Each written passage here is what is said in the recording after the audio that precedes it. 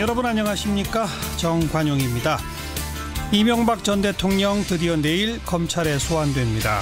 이 전 대통령 측은 오늘 이 소환 검찰 수사 여전히 정치보복 수사인 것으로 생각한다, 이런 입장을 밝혔는데요. 잠시 후에 더불어민주당 대변인이죠, 백혜련 의원 연결해서 여당의 입장 들어보겠고요. 금호타이어 해외 매각 방침을 놓고 지금 산업은행 채권단과 금호타이어 노조 사이에 갈등이 큽니다. 광주 지역의 시민단체는 이 문제 어떻게 보고 있는지 광주 진보연대 유봉식 공동대표와의 인터뷰 준비하겠습니다. 7시 5분 시작되는 2부, 이 외신에 보도된 우리 모습 살펴보는 밖에서 본 한국, 지금 세계적 관심에 초점이 된 북미 정상회담에 관해서 외국 언론들 어떻게 보고 있는지 함께 읽어보도록 하고요. 아직도 감동이 남아있는 우리 여자 아이스하키 단일팀, 오늘 초대석에서 만나봅니다. 한국 여자 아이스하키 대표팀의 신소정, 조수지 선수 함께 만나보시죠. 잠깐 광고 듣고 출발합니다. 이명박 전 대통령의 측근인 김효재 전 정무수석, 이 전 대통령 내일 소환되죠. 거기에 대해서 여전히 보복 수사라는 생각에 변함이 없다, 이런 입장을 내놨는데 더불어민주당은 어떻게 보고 있을까요? 대변인 백혜련 의원, 안녕하세요. 예, 안녕하세요. 네, 정치보복이라는 건데 여기에 대해서 어떻게 보세요? 지금 이명박 대통령의 혐의가 계속 속속들이 밝혀지고 있는 상황에서 이명박 대통령의 입장에서는 정치적 보복 프레임으로 여론을 호도할 수밖에 없다고 봅니다. 그러나 굉장히 큰 착각을 하고 계시는 것으로 보이는데요. 예. 지금 이런 프레임이 국민들한테 통하지도 않을 뿐만 아니라 국민 여론도 매우 안 좋습니다. 지금 자유한국당조차도 지금 이명박 전 대통령을 옹호하거나 비호하지 않고 있는 상황입니다. 그리고 예. 이미 측근들이 다 돌아선 것은 여러 뉴스를 통해서 알고 있는 상황이고요. 예. 지금 이명박 전 대통령은 본인의 죄를 인정하고 역사 국민 앞에 사과를 하는 것이 당연하다고 봅니다. 예. 하지만 여당 입장에서도 지금 박근혜 전 대통령도 감옥에 가 있는 상태에서 또 그 전임 대통령도 검찰 소환되는 것 좀 부담스럽지 않으세요? 부담이 안 된다면 거짓말이라고 봅니다. 그러니까 전직 대통령이 2명이나 사법 처리되는 이 상황이 정말 부끄럽고 황망한 게 그지없고요. 예. 그러나 이 문제는 정치적 유불리를 따져서는 안 된다고 봅니다. 이미 이렇게 범죄 혐의가 20개나 이런 달하는 상황에서 예. 기본적인 정의와 공평의 문제이기 때문에 이 문제는 정치적 유불리를 따지지 않고 엄정하게 수사하고 기소돼야 된다고 봅니다. 지금 그 혐의가 20개에 달한다고 하셨는데 뭐 너무 많으니까 다 언급하시긴 그렇고 주요한 혐의들이 어떤 거죠? 네, 지금 일단 검찰에서는 제가 볼 때는 가장 확실한 혐의들만으로 소환을 하는 것 같습니다. 뇌물과 횡령 그리고 조세 포탈 혐의로 소환을 한다고 나왔는데요. 예. 뇌물과 관련해서는 국정원 특활비 그리고 다스 관련 삼성의 소송비 대납, 대보그룹 또 공사수주 청탁 관련 자금 수수, 예. 그리고 또 총선 홍금까지 나왔죠. 이런 여러 가지 뇌물 혐의가 있고요. 네. 그리고 횡령과 관련해서는 그 수백억 원대의 다스 비자금 조성과 관련해서 횡령이 적용이 될 수가 있을 것 같고, 예. 그 과정에서의 또 조세 포탈, 차명재산을 통한 탈세 이런 것들이 주요 혐의로 될 것 같습니다. 전부가 다 돈과 관련된 혐의죠, 그러니까. 그렇습니다. 그러니까 그 박근혜 전 대통령과 이명박 전 대통령을 비교를 한다면 박근혜 전 대통령은 좀 무능의 극치였다고 말할 수 있다면 예. 이명박 전 대통령은 드러난 혐의가 다 권력을 재산 증식에 사용한 것이라고 볼 수 있습니다. 권력을 재산 증식에 사용했다. 그렇죠. 그렇기 때문에 어떻게 보면 국민의 정서나 재질로 볼 때는 더 불량하다고도 말할 수 있을 것 같습니다. 아마도 이런 그 혐의의 차이 때문에 아까 언급하신 것처럼 심지어 자유한국당마저도 이명박 전 대통령에 대해서는 비호하지 않는 거 아니냐. 그렇게 아마 이런 원인이 있지 않을까요? 그렇죠. 아무래도 이게 그리고 범죄에서 가장 돈이 연결됐다는 것은 국민의 정서를 건드리는 부분 아닙니까? 도덕성과 직결되는 부분이고요. 예. 그렇기 때문에 자유한국당 입장에서도 옹호하기가 굉장히 힘든 것이죠. 네, 이렇게 처음부터 끝까지 다 돈과 관련된 건데 그걸 정치보복이라고 주장하는 건 어떤 논리 구조일까요? 지금 이명박 전 대통령 입장에서 택할 수 있는 카드가 제가 볼 땐 이 정치 보복 프레임밖에 없다고 보입니다. 예. 이미 여러 가지 과정에서 증거들이 다 많이 드러났고 믿었 측근들도 다 등을 돌린 상황 아닙니까? 네. 그러니까 법리적으로도 증거법상으로도 이명박 전 대통령이 주장할 수 있는 것들이 없기 때문에 정치 공세 이것 하나 정치 보복 프레임만이 본인이 택할 수 있는 카드가 아닌가 싶습니다. 최근에는 그 부인인 김윤옥 여사 뭐 명품 백에 현금 다발 이런 것까지 보도가 그 의혹이 불거졌는데 김윤옥 여사에 대한 검찰 수사도 진행될까요?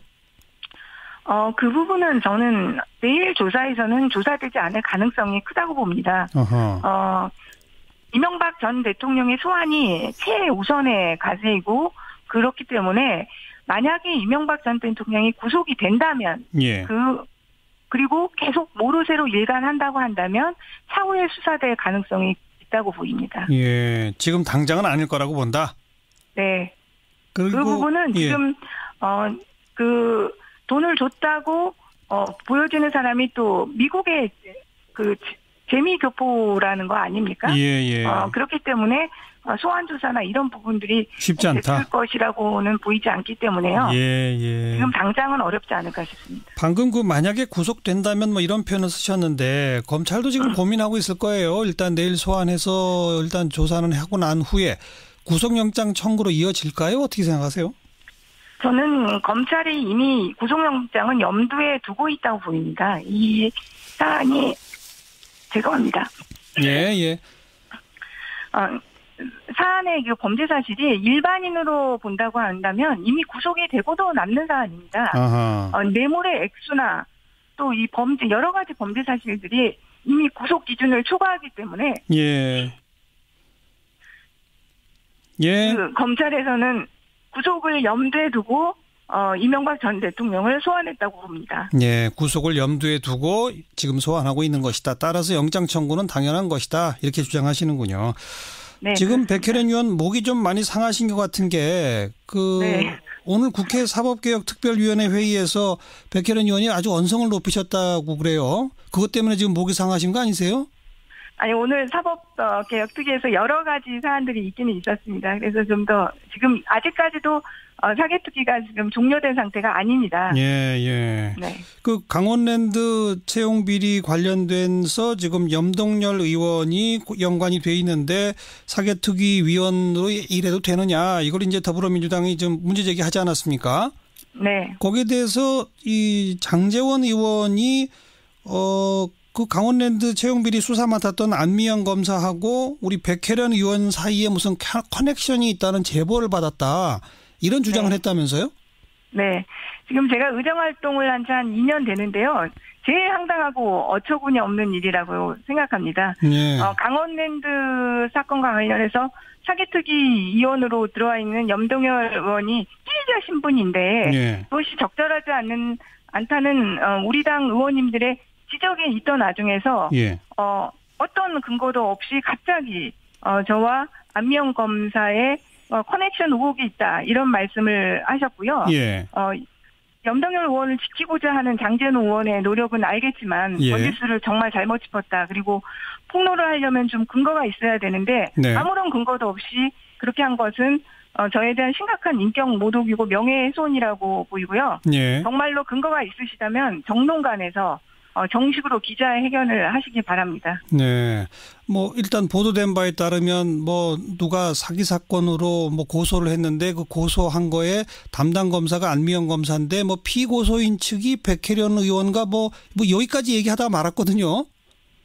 저도 전혀 그 사건 자체를 기억을 하지 못했는데요. 예. 그렇게 나와서 보니까 제가 변호사 시절에 아마 안미영 검사가 주인 검사의 사건을 그러니까 선임했던 것 같습니다. 예. 전혀 어떤 문제도 없는 것인데 예. 그런 것을 가지고 갑자기 마치 강원랜드에서 양심 선언을 한 안미영 검사가 어떤 저하 관계에 의해서 아하. 그런 양심 선언을 한 것 같은 뉘앙스에 예. 그런 의혹을 제기한 것은 정말로 품격 없는 우리 정치권에서 사라져야 할 구태이고 구악이라고 봅니다. 알겠습니다. 여기까지 말씀드릴게요. 고맙습니다.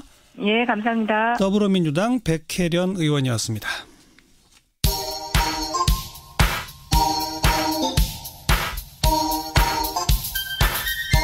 치카자키 정관용입니다. 여러분은 지금 CBS 라디오와 함께하고 계십니다. 저는 출근길 김현정의 뉴스쇼 김현정입니다. 내일 금호타이어 노동조합이 총파업에 들어갑니다. 지금 이제 산업은행 채권단은 이거 해외 매각할 수밖에 없다는 입장인데 노조는 해외 매각하느니 차라리 구조조정하라 이런 입장이에요. 자, 이 사안 광주 지역 시민단체들은 어떻게 보고 있을까요? 광주진보연대 유봉식 공동대표 안녕하세요. 네, 안녕하세요. 네, 중국의 더블스타가 어떤 업체예요? 네, 중국의 타이어 업체이고 그 국가가 운영하는 소위 공기업이라고 보면 됩니다. 그리고 국영기업. 네. 예. 그리고 이제 금호 타이어하고 비교를 해보면은 금호 타이어가 세계 32위 규모를 자랑한다면은 금호가 12위고요. 더블스타는 32위 정도 되는 규모로 규모도 금호 타이어보다 훨씬 적고 예. 매출액이 금호 타이어가 약 3조 원인데 비해서 한 3천억 정도, 한 10분의 1 정도 규모의 공장이라고 보면 됩니다. 10분의 1밖에 안 되는 회사가 금호타이어를 사겠다. 지금 그렇게 나온 거죠? 네. 그런데 국내에는 금호타이어를 인수하겠다는 업체가 지금 전혀 없는 상태입니까? 채권단은 뭐 없다고 하는데 예. 실제로 얼마나 인수 용의가 있는 이런 기관들을 찾아봤는지도 일단 의문스럽고요. 예. 또 한 가지는 자신들은 그 희생을 손해를 최소화하는 방식으로 팔려고 하다 보니 예. 아직까지 못 찾은 것 아닌가 이렇게 보고 있는 것 같습니다. 예. 즉 산업은행의 손해를 최소화하는 방식으로 매수자를 찾다가 보니 이렇게 말씀하신 거죠? 그렇죠. 채권을 갖고 있는 산업은행 입장에서는 그게 당연한 거 아닐까요? 예, 그럴 수도 있는데 예. 그러면 더블스타에도 같은 방식으로 예를 들어서 그 요구를 한다면은 예. 더블스타에서도 매수를 안 해버릴 가능성이 있는 건데 예. 지금 더블스타의 그 매각하는 방식은 국내에서 인수업체를 찾는 방식은 약간 다른 것 같습니다. 예. 예를 들어서 주식을 대거 주당 5,000원짜리 주식을 6,400억 가까이를 넘기면서 경영권까지를 다 넘겨버리는 예. 그런 방식이어서 예. 국내 업체하고 비교해봤을 때는 훨씬 더 유리한 조건으로 매각 협상을 추진하는 걸로 그렇게 알고 있습니다. 지금 노조는 절대 해외 매각은 안 된다는 입장인데 광주 지역 시민단체도 같은 입장이십니까? 그렇습니다. 그 핵심 이유가 뭡니까? 쌍용 자동차나 GM 자동차 사태를 보듯이 지금 그 가계약을 통해서 계약한 내용을 보면은 3년 정도만 고용을 유지해주는 조건. 예. 그거 외에는 더블스타가 한국에 있는 공장을 유지할 이유가 하등없는 이런 상황이기 때문에 결국은 국내 공장을 점점 가동률을 축소시키면서 3년 이후에는 사실상의 국내 공장을 폐쇄 내지는 파산시키는 이런 과정으로 가는 것이 거의 확실시 된다라는 이런 판단들을 하고 있습니다. 더블스타는 그러면 그 3년 사이에 금호타이어가 갖고 있는 기술이나 이런 거를 싹 빼가지고 자기네 회사로 넘기고 그리고 그렇죠. 그 금호타이어는 문 닫게 한다 이거로군요. 그렇죠. 왜냐하면은 한국의 노동자들이 당연히 인건비도 비싸고 중국 공장만 하더라도 자기들 생산 시설이 충분한데 중국 공장을 놀리고 한국 공장들을 가동을 시켜서 비싼 인건비 주고 굳이 가동할 이유가 없는 거죠. 그런데 정부도 지금 일자리 유지를 위해서는 해외 매각밖에 방도가 없다. 역시 정부도 산업은행과 마찬가지로 국내 업체에서 누가 인수하면 참 좋겠는데 그게 없기 때문에 이대로 가면 법정 관리 가고 구조조정되고 일자리가 대폭 축소되는 거 아니냐. 그나마 더블스타가 인수를 해야 3년이라도 고용 보장이 되는 거 아니냐. 이런 논리인 것 같은데 어떻게 보세요? 네, 더블스타에 매각을 하더라도 일자리와 그 임금 복지 수준을 그대로 유지해주는 조건이 아니고 구조조정 자구 개간을 요구를 하고 있잖아요. 그래서 이 노동자들의 임금 그 복지가 상당히 축소될 수밖에 없는 상황이고요. 한다 하더라도 그 다음에 금호타이어가 지금 연령층이 비교적 높아서 약 10년 정도 지나면은 한 절반 정도의 자연 감소분이 생기거든요. 예를 들어서 그 더블스타가 인수를 해서 인위적인 구조조정 안 한다 하더라도 예. 해마다 뭐 한 150에서 200명 이상은 계속 인원이 축소되는데 정년퇴직으로 아마 신규 고용은 안 할 가능성도 높다는 거고. 예. 그 당장 뭐 그걸 저걸 다 떠나서 3년 정도만 보장이 된다고 이렇게 봐지는데 네. 사실상 3년 이후에는 어떤 그 담보도 없는 상태에서 보장할 수 없다. 눈앞에 그 어떤 고용이 보장된다는 그거 하나만 가지고 알겠습니다. 내가 말이 안 되는. 그럼 거죠. 노조와 지역 시민단체가 생각하는 최상의 방안은 뭡니까? 지금 당장 뭐 묘수가 특히 이거다라고 하기는 좀 그러는데요. 지금 현재 상태, 즉 다시 말해서 금호타이어는 국내 공장만 놓고 보면은 사실은 그 순이익을 내고 있는 회사거든요. 예예. 그다음에 이제 베트남 공장도 다시 지금 그 손익분기점을 넘어서 이익을 내고 있는 상황으로 돌입했고, 예. 미국에 있는 조지아 공장도 지금 가동률이 높이면서 정상화되고 있는데 사실 이제 중국 공장 중에서도 천宁공장이 특히 이제 문제인가 봐요. 예예. 물론 그러니까 이제 조금만 노력하면 회생할 수 있다 이거로군요.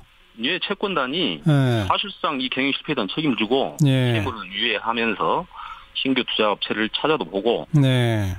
중국 공장을 점차 축소시키는 방향에서 손실을 그 적자액을 줄여나가는 그런 과정에서 이제 장기적으로 정상화 방안들 사실 채권단에서 좀 그 사이에 좀 만들어내야 되고 얼마든지 방법은 있다고 봅니다. 알겠습니다.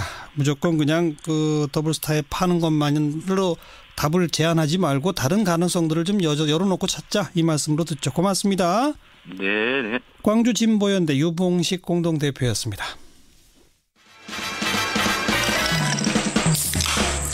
윤태곤의 뉴스 사이다. 윤태곤 실장 어서 오십시오. 네, 안녕하세요. 이명박 전 대통령 드디어 내일 소환이죠. 예. 근데 뭐 지금 그 주위에 사람이 안 남았다 이런 얘기가 자꾸 나오죠. 그러니까요.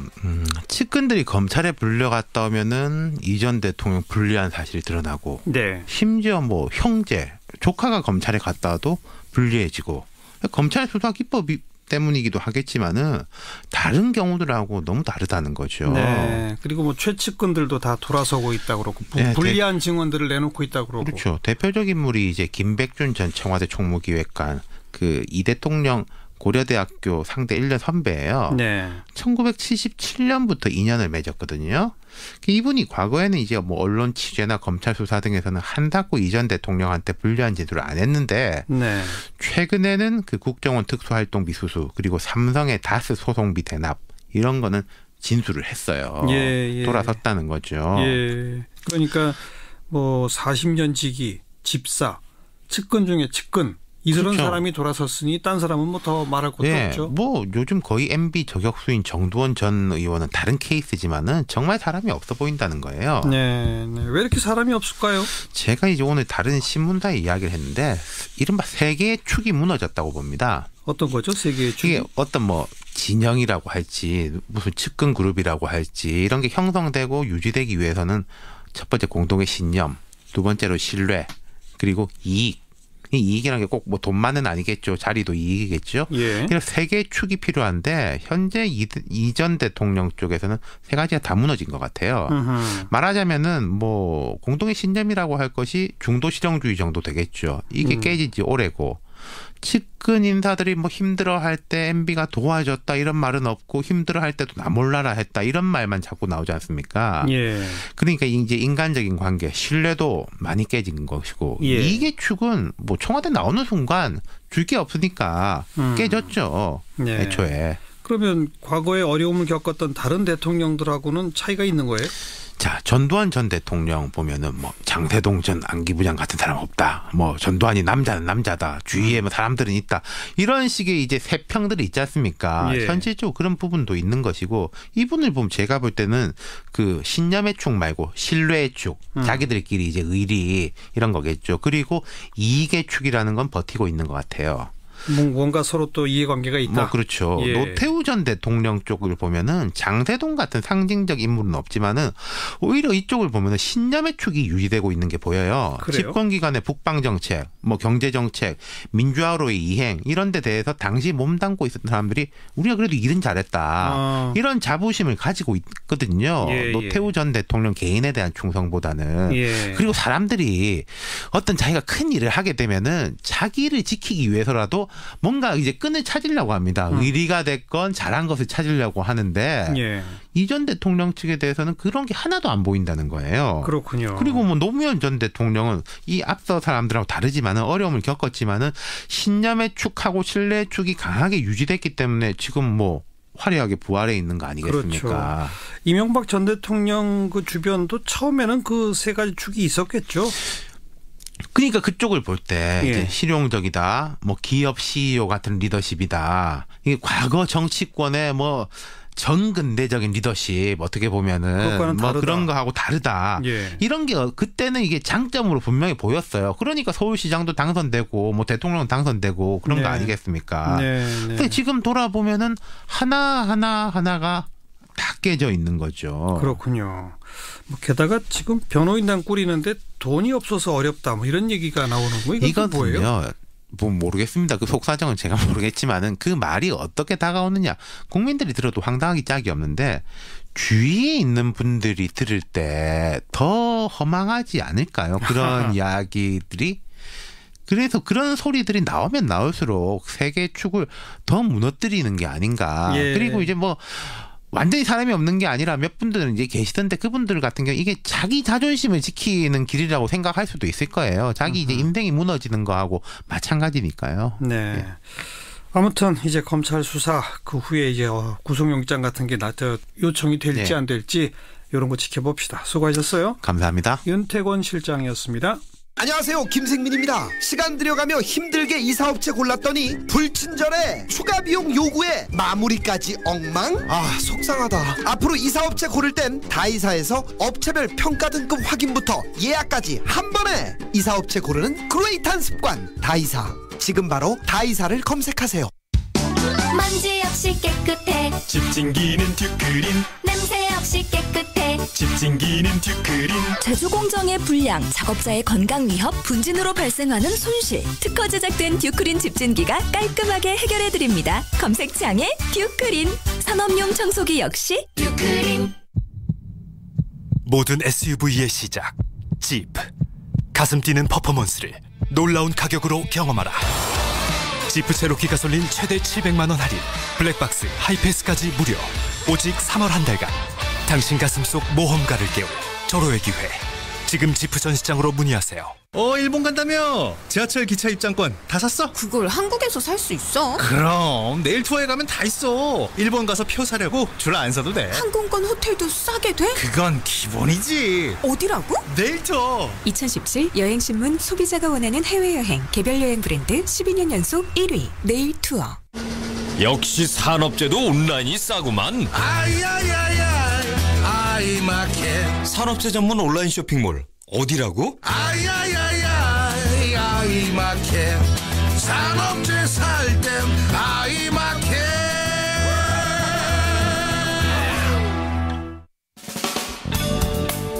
시사자키 1부 마칩니다. 7시 5분 2부에 다시 뵙죠.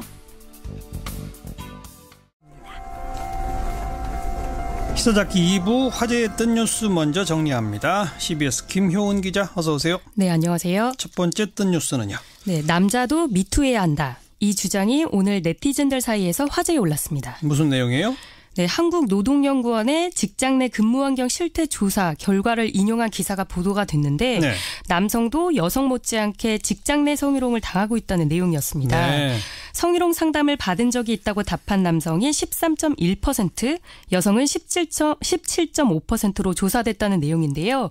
이 기사의 댓글창에서 네티즌들 사이에 뜨거운 설전이 벌어졌습니다. 남성들도 피해를 당하니까 남성들도 고발해라 이런 건데 무슨 어떤 설전이 벌어졌다는 거예요? 네, 이참에 남자도 미투하자라는 댓글에 수십 개의 답글이 달린 건데요. 예. 여자만 약자가 아니다. 부끄러워서 말을 못하는 경우는 남자가 더 많다. 이렇게 남성의 입장을 대변하는 글이 올라왔는데 남자들은 여자 탓만 하지 말고 제발 미투 좀 해라라고 반박하는 양상으로 설전이 계속됐습니다. 예. 이에 한 네티즌이 핵심을 제대로 찌르면서 중재에 나섰는데요. 미투 운동은 남녀를 떠나 성범죄를 제대로 인식하고 가해자에게 죄값을 제대로 물리자는 운동이다. 남성 피해자 분명히 있다. 하지만 여성 피해자가 훨씬 많다. 남자분 피해 사실이 있으면 미투하라. 위두유로 지지하겠다라는 댓글이었습니다. 네, 정확하네요. 그게. 네. 최근에 그 남자 미투가 있긴 했었죠. 네, 인천의 한 대학교 남학생이 남성 교수로부터 성추행을 당했다고 폭로했는데요. 지난해 5월 해당 교수가 물어볼 게 있다면서 연구실로 불러낸 뒤에 중요한 신체 부위를 만졌다고 주장했습니다. 네. 네, 피해 학생은 학교 생활에 불이익이 있을까 봐 참았다. 남자도 권력형 성폭력의 피해자가 될 수 있다는 사실을 알리고 싶었다라고 말했습니다. 예, 남녀 구분 없이 피해 입은 사람들은 다 고발하자 이거죠. 다음 뉴스요. 혹시 카카오 택시 이용하십니까? 저는 자주 이용하지는 않습니다만. 네, 저 같은 경우에는 한 달에 2번 정도 이용하는데요. 회식이나 기타 이유로 카카오 택시를 자주 이용하시는 분들이 꼭 알아야 하는 소식이 있어서 가져와 봤습니다. 뭡니까? 네, 카카오 자회사 카카오 모빌리티가 상반기부터 유료 콜 서비스를 시작하기로 했습니다. 예. 심야 시간이나 연말 연시에는 특히 택시 잡기 힘들지 않습니까? 그렇죠. 예, 그런데 앞으로는 콜비, 그러니까 웃돈을 주면 택시 배차가 빨라집니다. 인공지능을 활용해서 배차 성공률이 높은 택시를 먼저 호출해주는 우선 호출 기능, 그리고 주변의 빈 택시를 바로 연결해주는 즉시 배차 기능, 이렇게 2가지 서비스를 추가할 계획이라고 합니다. 지금까지는 카카오 택시가 무료였죠? 예. 근데 조금 기능을 넣어서 돈을 받고 수익화를 하겠다 이런 거군요. 네, 무료 서비스는 그대로 유지가 됩니다. 예. 우선 호출과 즉시 배차 기능이 추가되는 것이고요. 요금은 현재 서울시 기준 콜비가 주간에 1,000원, 야간 2,000원인데 우선 호출 요금은 현행 콜비와 비슷한 수준으로 책정된다고 하고요. 즉시 배차 요금은 조금 더 비싸게 책정될 예정이라고 합니다. 반응이 어떻게 나옵니까? 기업 입장에선 수익을 추구하는 게 당연한 이치이긴 한데 네. 이용자 입장에서는 유료 요금에 민감할 수밖에 없겠죠. 그렇죠. 네, 한 네티즌은 옛날처럼 따블 부르는 거랑 같은 셈이라고 지적을 했고 네. 개인 택시를 하고 있다고 밝힌 네티즌은 이건 아니라고 본다. 웃돈 준다고 콜 불렀는데 지나가는 택시 타고 취소하는 경우가 더 빈번해지겠네라고 걱정하는 댓글을 달았습니다. 그럴 수도 있죠. 예. 또 이런 서비스가 나온 다음에는 택시들이 전부 다 이런 서비스만 이용하려고 무료 콜에는 응답을 안 하는 그런 부작용도 생길 수가 있죠. 네, 그럴 수도 있습니다. 이건 조금 더 좀 지켜봐야 되겠네요. 이게 실제로 될지 안 될지. 다음 소식은요. 네, 프로야구의 계절이 돌아왔습니다. 바로 오늘이죠. 프로야구 시범 경기가 전국 5개 구장에서 일제히 막을 올렸습니다. 예. 또 메이저리그 갔다가 돌아온 이 박병호 선수 오늘 또 홈런 쳤다면서요? 네, 넥센의 박병호가 오늘 하나 이글스와의 방문 경기에서 4번 타자 1루수로 선발 출전해서 2타수 1안타로 1타점을 올렸습니다. 네. 네, 박병호는 4년 연속 KBO 리그 홈런왕을 차지하고 미국 메이저리그로 떠났다가 2년 만에 복귀했는데요. 오늘 시원스러운 아치로 복귀 신고를 했습니다. 시범 경기는 언제까지 합니까? 네, 21일까지 구단별로 4개 팀과 2차전씩 8경기 모두 40경기를 치를 예정이고요. 정규 시즌 개막전은 오늘 24일에 열립니다. 올해는 아시안게임이 있어서 게임이 열리는 8월 18일부터 9월 2일까지는 리그가 중단됩니다. 네. 네, 짧아진 리그 일정에 맞춰서 시범 경기 일정도 짧게 운영된다고 하네요. 야구 팬들도 좋겠네요. 네, 네 수고하셨어요. 네, 감사합니다. 김효원 기자였습니다. 외신에 보도된 우리 모습 살펴보는 밖에서 본 한국입니다. 국제문제평론가 인문결연구소의 임상훈 소장 어서 오세요. 네, 안녕하십니까. 아무래도 이 북미 정상회담 합의 소식 떠들썩하죠? 네, 그렇죠. 일순간에 그 정상회담이 가시권에 들어오면서 전 세계를 깜짝 놀라게 한 그런 사건이었었죠. 예. 국내는 물론이고 이제 미국, 유럽 등 국제사회 그리고 주요 외신들이 아주 이 전례 없던 사건에 아주 큰 관심과 기대를 보였습니다. 만약에 이번에 북미 회담이 성공만 한다면 냉전 종식의 가능성을 보여줬던 닉슨과 마오쩌둥 간의 상하이 공동 성명 네. 그리고 냉전의 종식을 공언했던 부시와 고르바초프 간의 몰타 회담 여기에 의해서 이제 냉전의 마지막 불씨까지 소멸시킬 수 있는 뭔가 나올 수 있지 않을까 이런 기대가 많습니다. 예. 그래서 외신들의 보도에서도 꼭 성공해야 된다는 어떤 조바심, 그다음에 걱정이 굉장히 많이 묻어나오는 그런 한 주였습니다. 조바심과 걱정이 같이 나온다. 네. 예, 주로 어떤 류의 걱정들이 나옵니까? 그러니까 남북 정상회담이 이번에 성사가 되면은 역사상 3번째 아닙니까? 남북은 그렇죠. 네. 근데 북미 정상은 처음 있는 일이잖아요. 그렇죠. 그러니까 미국 외교사에서도 아주 중요한 전환점이 될 수 있기 때문에 앞으로 미국 외교 역량의 모든 걸 다 건 그런 어떤 그 준비 과정, 이런 한판 승부가 될 텐데 예.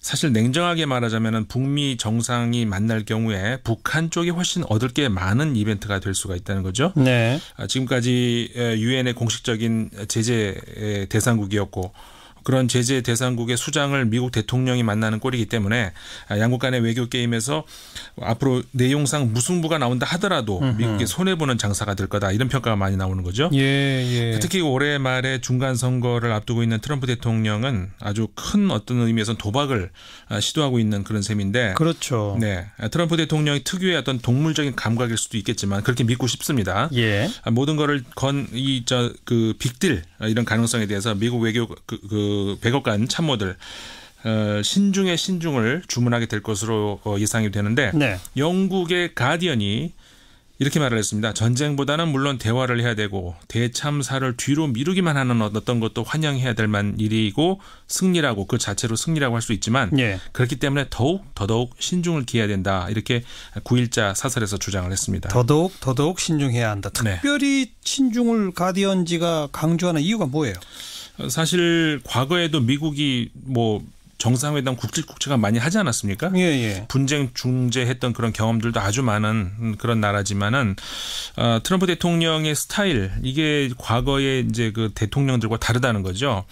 과거 대통령 미국의 중요한 협상 그리고 그 정상회담 이런 게 이제 많이 다르다는 건데, 일단 가장 가깝게 우리가 비교할 수 있는 것이 지난 1972년도 닉슨 대통령의 중국 방문, 이거라고 할 수 있는데 당시는 미국이 사전에 굉장히 많은 준비, 그러니까 전문가들의 조언, 또 아주 고위 외교 전략 회의도 아주 많이 했고 이런 것들만 아주 수년이 걸렸다는 거죠. 몇 년에 걸쳐 준비했다. 네. 그리고 당시에는 키신저라고 하는 인물, 그러니까 대통령의 절대적인 신임을 바탕으로 해서 탁월한 전략을 가졌던 그런 참모가 있었다는 거죠. 네. 근데 거기에 반해서 현재의 미국 외교팀은 일단 팀워크에서 거기에 훨씬 못 미친다는 겁니다. 아하. 그러니까 그 트럼프 취임 1년이 넘도록 지금 아직 주한 미국 대사도 발령을 못하지 않습니까? 그렇죠. 그만큼 인력 수급이 딸리고 있고, 그나마 있는 참모들도 최근까지 계속 트럼프 곁을 아주 지금 최근에도 그렇지 않았습니까? 계속 떠나고 있습니다. 예. 이번에 그 북미 정상회담 결정의 경우에 그래서 그나마 주무부서인 국무부하고 좀 사전에 논의도 했을 만도 한데 바로 대통령이 단독으로 결정했다는 점. 네. 그래서 이제 가디언 신문은 이 실무를 담당해줘야 될 참모들이 최근 대거 트럼프의 곁을 떠나고 현재로서는 여러 가지로 좀 허술한 게 너무 많다, 이런 우려를 이제 보여준 거죠. 보좌진 진용도 허술하고 준비도 별로 없이 덜컥 정상회담 받은 거 아니냐, 이런 거로군요. 네, 그렇죠. 예. 그리고 또 그 가디언 신문이 언급을 하고 있습니다만은 트럼프 대통령의 이번에 빅카드가 자신의 지금 개인적인 스캔들, 이게 조금씩 불거져 나오고 있지 않습니까? 그렇죠. 이런 상황에서 이걸 덮을 수 있는 호재라고 생각을 해서 유혹을 받았을 가능성도 있고요. 예. 그리고 또 정치적으로 이번 연말로 예정되어 있는 중간 선거에서 좀 불리해질 수 있는 이런 상황으로 가고 있는데, 이걸 역전시킬 수 있는 호재가 될 수 있기 때문에 이번 정상회담 결정이 과연 정치공학적 의도가 없는 순수한 외교적인 실익을 위한 결정이었는가, 이런 의심이 눈도 있다는 거죠. 순수하게 외교적인 측면에서 결정한 게 아니고 자신의 정치적 목적 때문에 덥석받은 거 아니냐, 이걸 우려한다. 네네. 한데 정치인이라면 누구나 다 선거 앞두고 자기 성과를 내고 지적을 내고 싶어하는 건 당연한 거 아닐까요? 네, 그렇죠. 근데 당연한, 사실 국민의 지지, 선택을 받기 위해서 정책을 또 비전을 제시하고 이 당연한 권리 아니겠습니까? 그럼요. 근데 이제 문제는 이번 북미 대화의 경우에 정파에 관계없이, 그러니까 아주 극소수를 있을지 모르겠습니다만은 누구나가 다 잘 돼야 된다는 절박함을 가지고 있다는 거죠. 그렇죠. 그래서 이제 그 정치인 트럼프 한 사람의 명운을 걸 만한 그런 사안이 아니고 많은 사람들의 명운이 걸려 있는, 그렇기 때문에 이제 언론들이 관심을 가지고 우려를 더 표한다는 겁니다. 그러니까 한마디로 말해서 안 되는 일을 하기 때문에 간섭하는 게 아니라 반드시 성공을 해야 되기 때문에 언론들이 이제 훈수를 둔다는 거죠. 예. 그래서 이제 9일자 가디언은 최근 주한 미국 대사 지명에서 낙마했죠. 그리고 대북 정책에 있어서 강경파라고 할 수 있는 빅터 차 교수의 말을 인용을 하고 있는데 네. 빅터 차 교수가 이렇게 말을 했습니다. 이번과 같은 극적인 외교 행위는 우리를 더 전쟁으로 가깝게 이끌 수도 있다. 이렇게 경고를 했습니다. 극적인 외교 행위가 전쟁에 더 가깝게 이끌 수도 있다는 이유는 뭡니까? 그러니까 준비가 충분치 않은 외교. 이게 이제 이런 정상회담 단계에서 만약에 이 협상을 실패하면은 다른 그 외교 수단 여지가 더 이상은 없지 않겠습니까? 이런 거죠. 그러니까는 좀 해석을 하자면은 실무 단계에서부터 상향하는 그런 외교 교섭 이게 일반적인 경우 아니겠습니까? 이런 경우는 세부 사항에서 암초에 걸려서 좌초를 할 수 있을지는 몰라도 이게 끝까지 정상까지 간다면은 사실 굉장히 안정적이죠. 그냥 악수하고 사인하고 그러면 되는 건데 정상끼리 미리 약속을 하고 그 다음에 실무 조정을 하는 이번 같은 경우에는 뭐 장애물을 쉽게 치울 수 이렇게 속도를 낼 수 있는 그런 장점은 있지만. 국가 정상의 감정 상태, 그다음에 기분 여기에 쉽게 그 결과랑 효과가 이제 좌우될 수 있다는 거죠. 네네. 그래서 이제 오히려 그 잔기술이 들어갈 그 여지를 아주 차단해 버리면서 교섭 전부 다 오히려 더 상황을 악화시킬 수 있다. 이런 얘기인 셈입니다. 합리적인 주장이네요. 네, 그렇죠. 빅터 차 교수가 이제 주장을 한 건데, 그래서 이 신문은 영국을 포함해서 미국의 동맹국들이 이번 두 정상의 만남에 아주 신경을 곤두세우고 있다는 건데, 이렇게 중요한 정상회담을 앞두고 앞으로 두 정상이 서로 뭐 감정을 상하게 하는 그런 상황이 발생하면은 바로 틀어져 볼 수 있다는 거죠. 네. 이런 류의 정상회담 치명적 약점이라는 겁니다. 예를 들자면은 뭐 트럼프 대통령이 말하면 안 되는 어떤 극비상을 말을 해버린다든가 아니면 경솔하게 양보를 뭔가를 해버린다든가 아니면 끝나고 나서도 이 트위터에다가 북한을 자극하는 어떤 뭐 이런 것들을 쓴다든가 이런 예들을 쭉 들면서 그러니까 이런 것들이 물론 이제 대화하고 하는 것 전쟁보다 대화가 당연히 낫고 정상회담이라는 게 다 잘 되면은 이제 좋은 건데 사실 이 정상회담이라는 게 잘 되면 구경거리고 최악의 경우에는 비극으로 더 다가갈 수 있는 가능성도 얼마든지 있다. 그래서 신중에 신중을 기할 필요가 있다. 이렇게 주문을 하는 거죠. 가디언지가 그러니까 해서 안 되는 일을 하니까 걱정하는 게 아니라 아주 잘했고 꼭 성공시켜야 하는 일이기 때문인데 걱정하는 것이다. 특히 트럼프 참 못 믿었다. 그런 얘기군요. 한마디로. 네, 그렇죠. 일본 쪽 언론의 반응은 어떻게 나와요? 일본도 전체적인 그 언론의 결은 영미권하고 비슷합니다. 그러니까 한마디로 이제 요약을 하자면은 신중해라. 그리고 다 퍼주지는 마라. 이제 이런 우려를 좀 하고 있는 그런 건데, 일본만의 어떤 그 고유의 반응이랄까 어떤 속내 이런 것들을 좀 읽을 수 있는 거는 그 요미우리 신문이 10일자의 사설에 나오는 일부분이 있는데 그걸 좀 소개를 해드리면요. 그러니까 한미 양국의 그 졸속 교섭, 타협 이런 것들을 경고를 하고 냉정한 그 대처를 재촉하는 것이 일본의 중요한 역할이다. 그러니까는 요즘에 그 재팬 패싱, 차이나 패싱 이런 말 많이 나오지 않습니까? 많이 나오죠. 그러니까 이런 거에서 중국도 이따가 얘기를 제가 드릴 기회가 있는지 모르겠습니다만은 계속해서 그 중국의 역할, 일본의 역할 이런 거를 찾는 그런 기사들이 많아요. 일본 같은 경우에는 이런 거죠. 그러니까 양국에다가 졸속 교섭하지 마라. 냉정한 대처를 하라. 이런 재촉을 하는 것이 일본의 역할이다. 이런 거죠. 그다음에 또 하나가 뭐냐면은 북한이 미사일을 쐈을 때 아직까지는 미국 본토까지는 날아가지 않지 않습니까? 근데 일본까지는 사정거리 안에 들어있다는 거죠. 그러니까는 일본은 미국하고 입장이 다르다. 우리가 더 시급하다. 이런 이야기를 좀 일본에서 많이 하고 있고요. 뭐 그리고 근데 또 그 일본인 납치 문제 해결을 위해서 아직 해결할 일이 많다. 그러니까 일본은 좀 더 급하다. 이런 어떤 속내가 좀 드러나고 있는 것 같습니다. 그렇군요. 중국은요?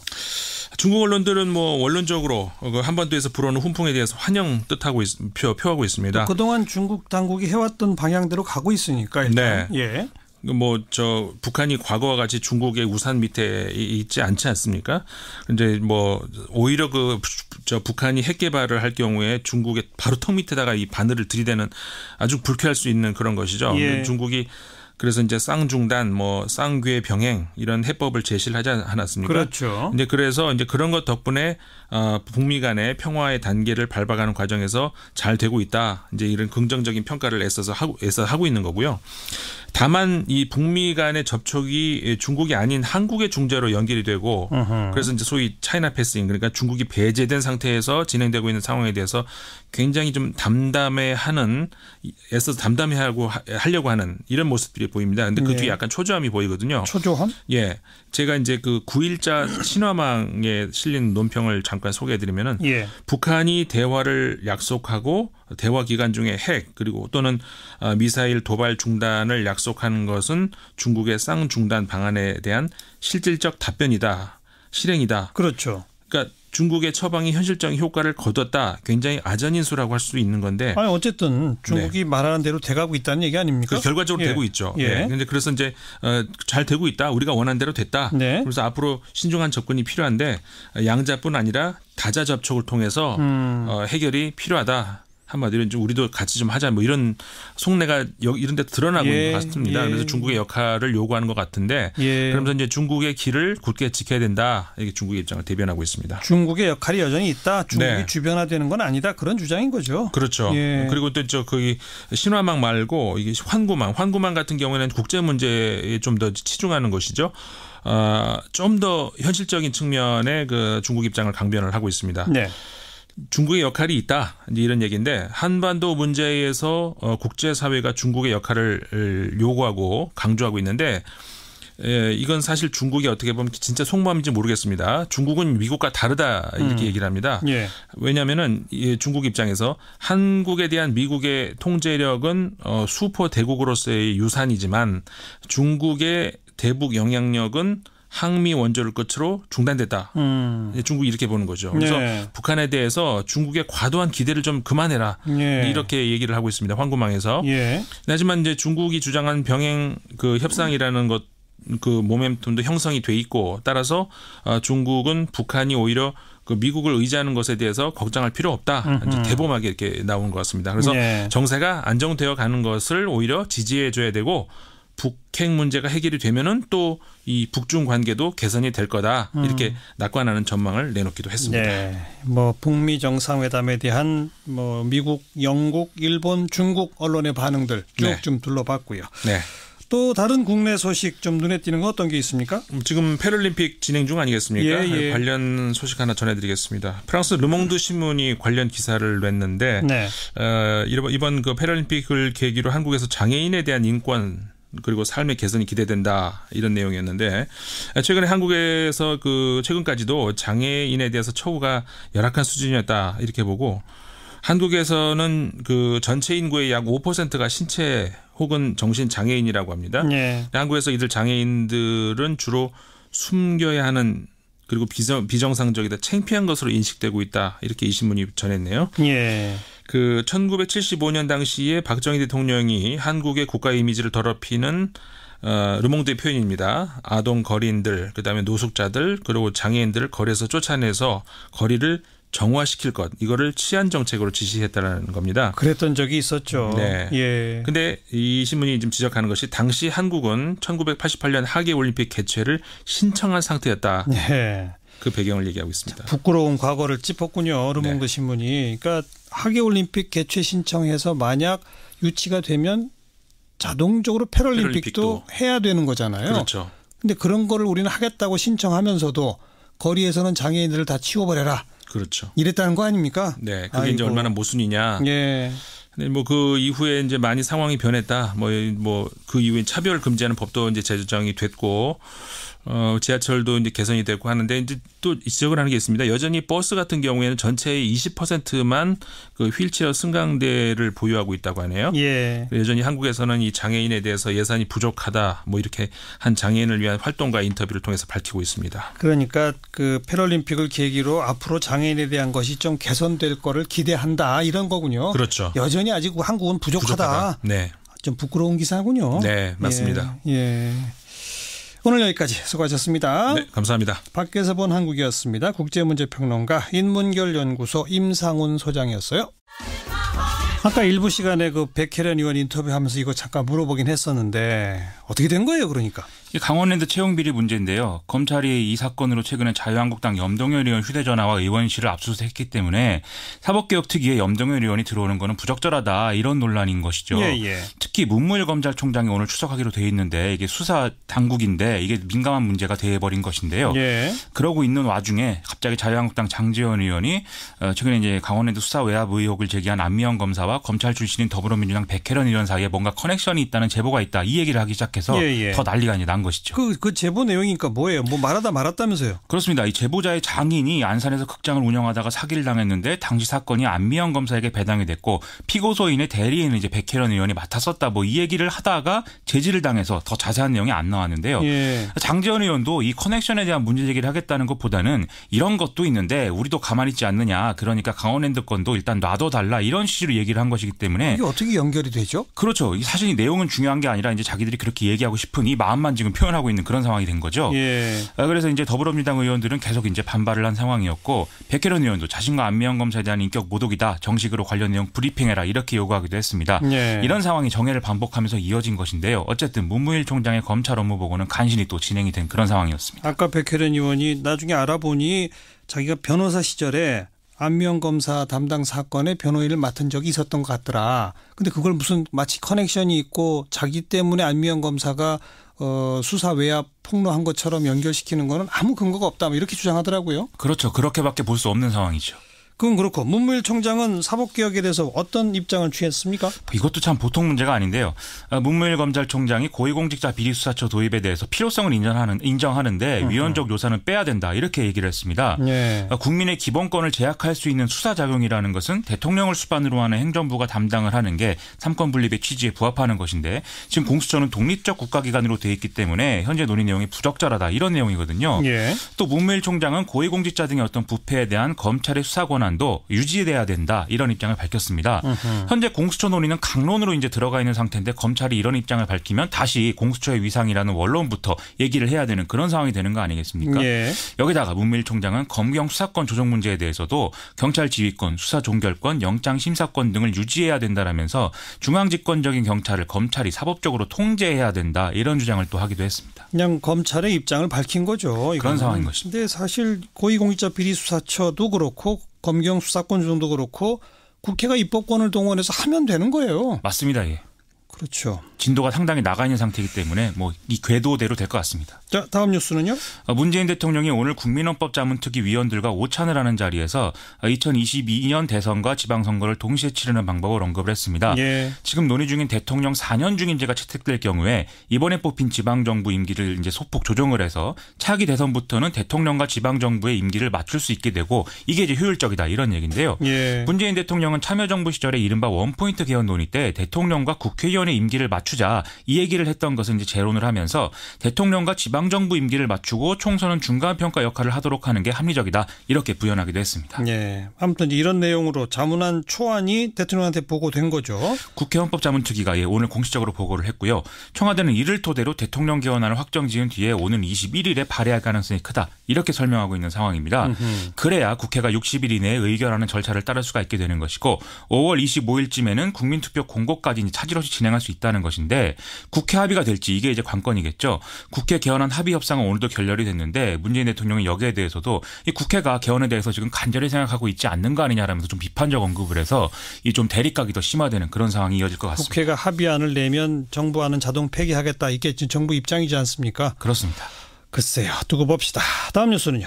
정봉주 전 의원이 자신의 성추행 의혹 등을 보도한 프레시안과 한겨레, 중앙일보 등의 언론사 소속 기자 6명을 낙선을 목적으로 한 언론의 허위 보도 이 혐의로 이제 고소를 했습니다.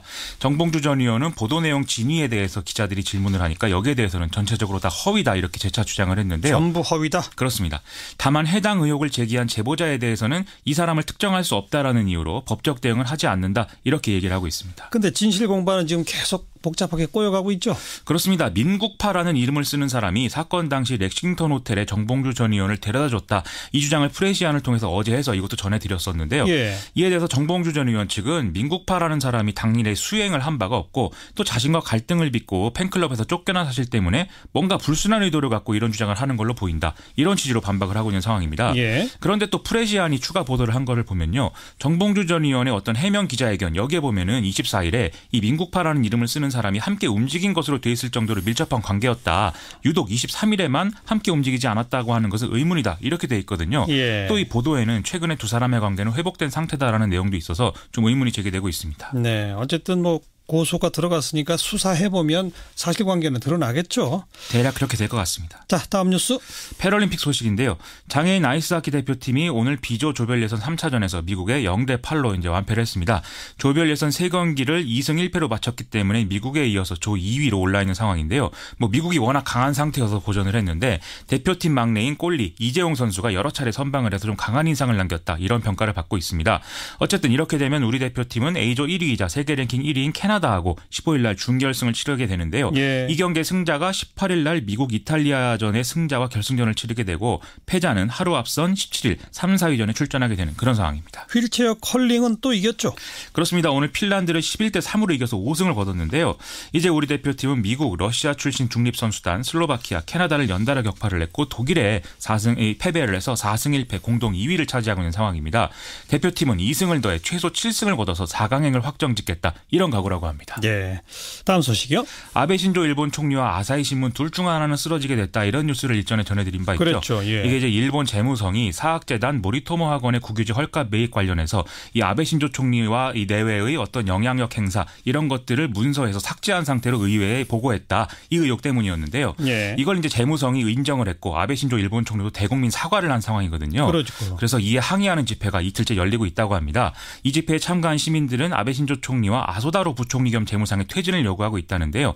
야당인 입헌민주당 의원 일부도 이 집회에 참여해서 철저한 진상규명을 촉구하고 있는 상황입니다. 재무상 퇴진이 안 되나 보죠? 아소다로 부총리는 최종 책임자는 당시 이 재무성 이재국장이었고 현재는 사임한 전 국세청 장관이다 이렇게 얘기하면서 사퇴 거부하고 있는데요. 아베 신조 총리도 이를 용인하는 분위기입니다. 왜냐하면 아소다로 부총리가 당내에서 아베 신조 체제를 떠받치고 있는 중요한 기둥이기 때문인데요. 예. 만약에 이렇게 되면 9월로 예정된 자민당 총재선거에서 아소다로 부총리 파벌이 아베 신조 총리를 지지하느냐 이게 문제가 되기 때문에 아하. 3년 이내 장애가 될 수 있다. 이런 판단을 내리고 있다는 것이죠. 어떻게 되나 아사히 신문이 쓰러지나 아베 신조 총리가 쓰러지나 아직은 결판은 안 냈는데요. 그렇습니다. 네, 수고하셨어요. 고맙습니다. 김민아 기자였습니다. 지난 주말에 개막된 평창 패럴림픽 이 감동의 순간들 계속 보여주고 있죠.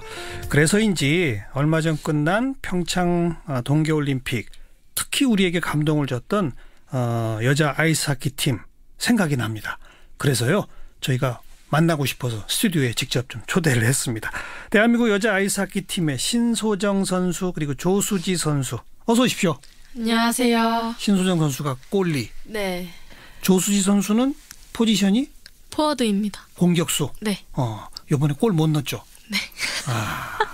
골을 넣었어야 되는데. 그러게요. 두 분은 아이스하키 몇 살 때 처음 시작했어요? 저 같은 경우는 초등학교 1학년 입학하자마자 시작하게 되었어요. 어떤 계기로? 이제 부모님이 추천해 주셔서 하게 되었는데 사실 저희 가족이 동계 스포츠를 굉장히 좋아하셔서요. 예. 네, 그래서 시작하게 되었어요. 조수희 선수는 몇 살 때 시작했어요? 저도 초등학교 한 5학년 때 시작을 했고 이제 엄마 친구 아들분이 하키를 하신다고 해서 저도 하고 싶은 마음에 그렇게 시작을 하게 되었습니다. 엄마 친구 아들 엄친아? 네, 유일하게 저희 팀에서 이제 제가 여자 혼자였죠. 대한민국의 아이스하키 여자팀이 국가대표팀 하나밖에 없다. 이거 네. 모르는 분들 많죠? 그렇죠. 많을 것 같아요. 또 그것뿐만 아니라 여자 아이스하키 존재를 많이 모르시는 것 같아서 예. 그래서 이번 올림픽 때 좀 많이 알아봐 주셔서 너무 감사드려요. 우선 네. 저부터가 그래? 대한민국 여자 아이스하키 팀이 딱 하나야? 처음 알았어요. 네. 국가대표 된 지는 몇 년 됐어요? 저는 이제 중학교 1학년 때부터 정식적으로 하게 돼서요. 네, 중학교 거의, 1학년 때 국가대표? 네. 거의 한 16년, 17년 된 것 같아요. 조수희 선수는? 저는 이제 6년 차입니다. 6년 차? 네. 그럼 국가대표라고 항상 같이 있는 거 아니죠? 올림픽 전에는 이제 준비 전에는 사실 훈련 일수가 정해져 있어요. 그래서 네. 뭐 3개월, 6개월 이게 전부였는데 다행히도 이제 올림픽 직전에 이제 준비 기간 동안은 저희가 거의 1년 내내 훈련할 수 있는 환경이 주어져서 네, 그때는 마음 편히 운동했었어요. 그러니까 네. 최근 몇 년 전에 네. 그렇게 몇 개월만 모여서 훈련할 때 말이죠. 네. 훈련 안 한 기간은 뭐예요? 보통 이제 학생들은 학교 다니고 또 이제 일반 분들은 이제 알바하면서 알바하고 왜냐하면은 저희가 직장을 구하면은 이제 훈련할 수 있는 시간에 또 양해를 받을 수가 없기 때문에 또 그만을 둬야 되는 실정이라 대부분 그 당시에는 이제 알바로 이제 생계 유지를 했던 것 같아요. 이제 선배 언니들 정규직 취업도 못 하는 거네요, 그러니까. 그죠, 힘들죠 사실상. 네. 네. 네. 지금 제가 이렇게 뭐 이 속속들이 돈 얘기까지 꺼내는 게 잘 모르세요, 우리 청취자분들이. 얼마나 고생들 하면서 아이스하키 운동을 해왔는지 잘 모르더라고요. 네. 좀 억울하죠, 그런 면에서. 그죠, 아무래도 이제 인기 종목 선수들이랑 저희랑 좀 많이 차이가 나니까. 네. 네. 자, 그리고 국가대표 뭐 오랫동안 지금 신수정 선수 같은 경우 해왔는데 네. 올림픽 무대에 내가 나가리라고 하는 건 사실 꿈도 못 꿨었죠?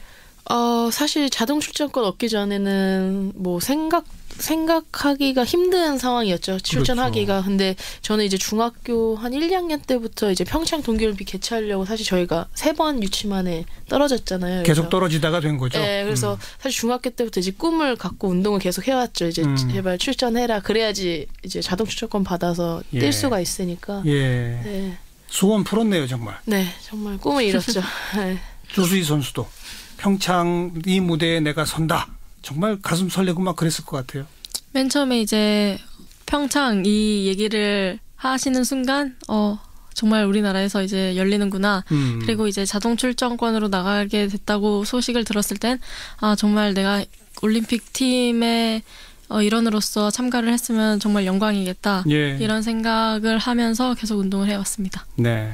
그리고 이제 국가대표로 출전권까지 얻고 그리고 네. 이제 한참 잘 나가다가 남북 단일팀 얘기가 나왔단 말이에요. 그죠? 네. 솔직히 한번 얘기해 보세요. 기분이 어땠어요? 속상했죠. 뭐 일단 화나는 건 둘째고요. 그 전에도 한번 이런 일이 있었기 때문에 그게 그냥 사그라들었어요. 되게 조용히. 근데 저희가 이제 올림픽 전 마지막 전지훈련을 미국에서 하고 이제 돌아왔는데 예. 한 달 만에 이제 귀국을 했는데 공항에 갑자기 막 기자분들이 엄청 나와 계시고 막 사진을 찍으시고 난리가 난 거예요. 한 번도 그런 적이 없었는데 그래서 무슨 일인가 봤더니 이제 단일팀 얘기가 나와서 그 당시에는 좀 약간 당황스러웠던 게 맞는 표현인 것 같아요. 당황스러웠다. 네. 화났죠, 솔직히.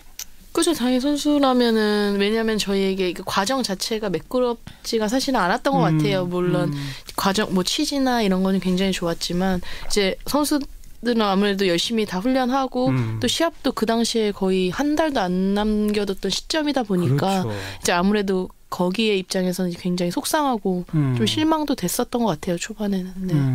그러다가 하루하루를 어떻게 보냈습니까?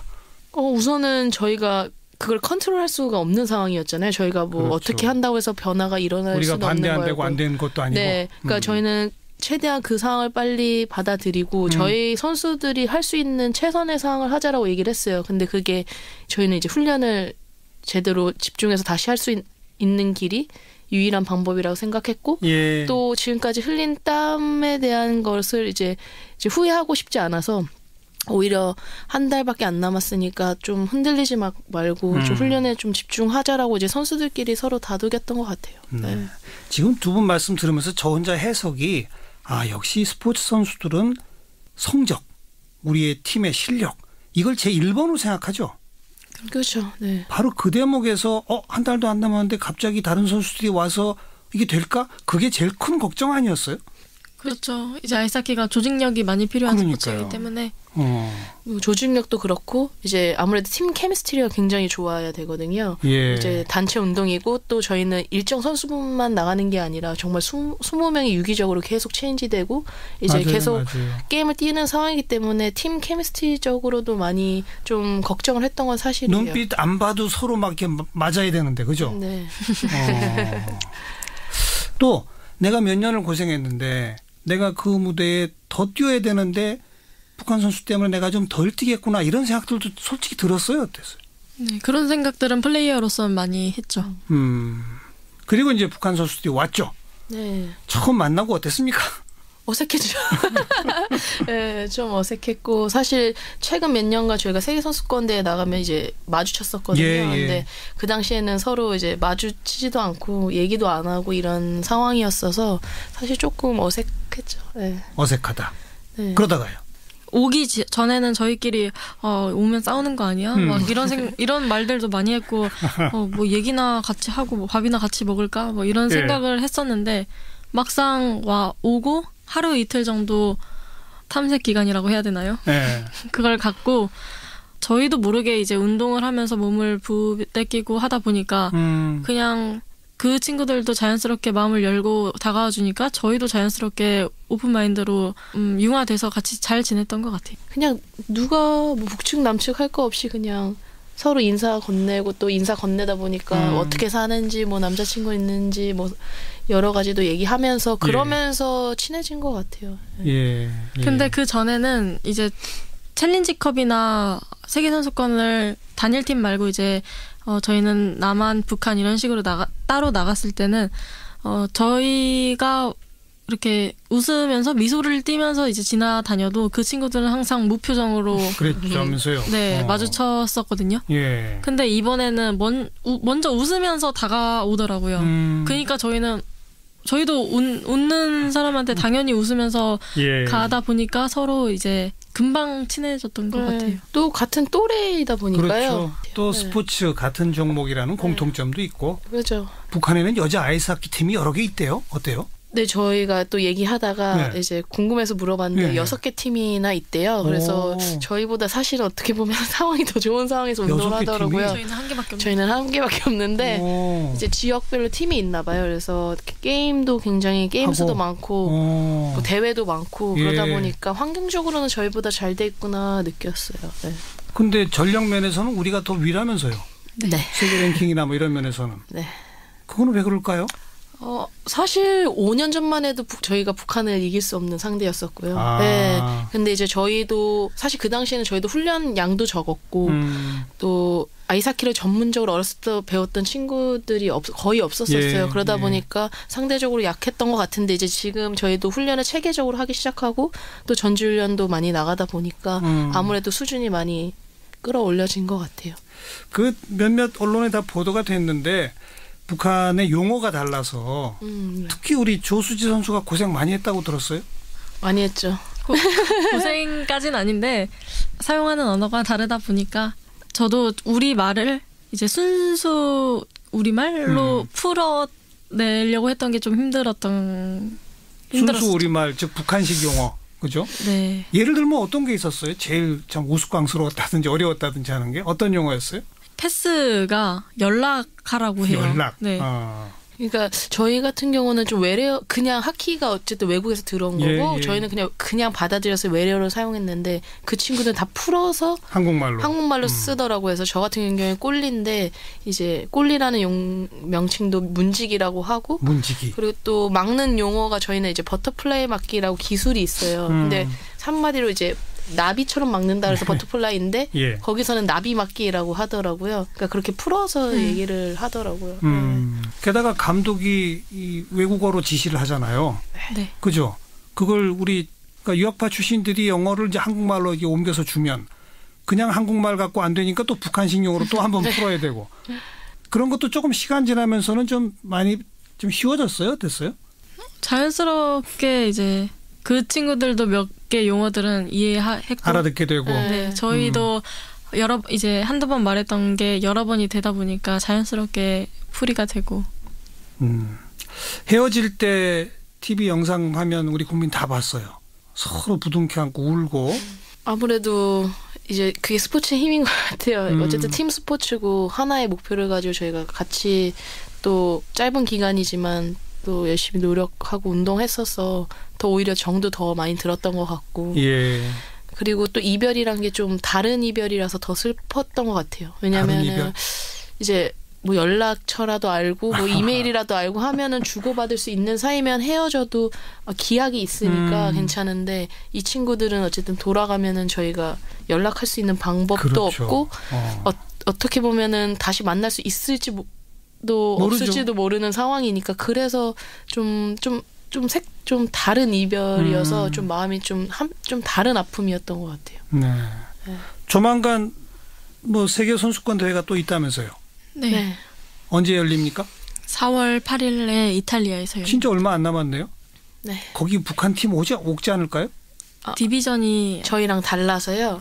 이제 아이스하키 팀은 워낙 많다 보니까 이거를 이제 수준에 따라서 디비전을 나눠서 세계 선수권을 개최하는데 이제 사실 작년까지만 해도 저희가 같은 그룹이었는데 저희가 우승해서 위로 올라가고 이제 그 친구들은 거기 잔류를 해서 이제 좀 다른 그룹에서 뛰게 되어서 못 보게 못 됐어요. 만나는군요. 뭐 동계 아시안 게임 우리가 유치한다 뭐 이런 얘기 지금 일각에서 나오고 있는데 그게 되면 뭐 그때는 만나겠군요. 네, 원래 아시안 게임은 원래 북한에서 참가를 했었는데 유일하게 작년에만 참가를 안 했더라고요. 근데 만약에 저희 나라에서 개최를 하면은 참가하지 않을까요? 네. 다른 이별이다. 보통 이별이 아니다. 네. 그 말이 참 저는 가슴에 남네요. 정말. 언제 만날지 기약할 수 없는. 요즘 뭐 남북 관계 조금 좋아질지도 모르니까 뭐 이 남북 아이스하키 그냥 서울 평양 왔다 갔다 하면서 좀 자주 했으면 좋겠네요. 저는.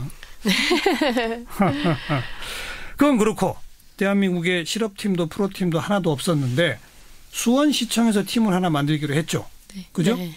그러면 이제 두 분 다 그 팀 소속으로 가는 겁니까? 우선은 저는 미국에서 이제 작년시까지 프로 생활을 했었고 그리고 아마 저는 이제 계속 선수 생활 한다면 이제 계속 북미 쪽에서 할 것 같은데 아무래도 이제 한국에 있는 친구들 같은 경우는 정말 운동할 곳이 없잖아요. 그러니까요. 그래서 아무래도 대부분의 선수들이 가지 않을까 그렇게 생각하고 있습니다. 만약에 그렇게 창단해서 뭐 수원시청이 하나의 팀을 만들었다 손 치더라도 누구랑 경기해요? 그게 제일 문제인데요.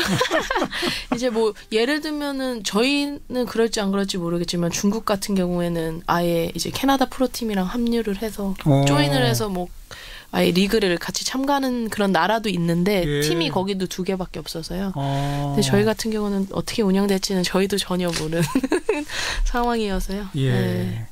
이번 동계올림픽을 계기로 사실 뭐 컬링이니 뭐니 많은 국민들한테 대중적 인기를 끌게 됐잖아요. 네. 앞으로 여자 아이스하키 뭐 하루아침에 빨리 발전하기는 어렵겠지만 어린 층에서부터라도 좀 관심들이 커지지 않겠어요?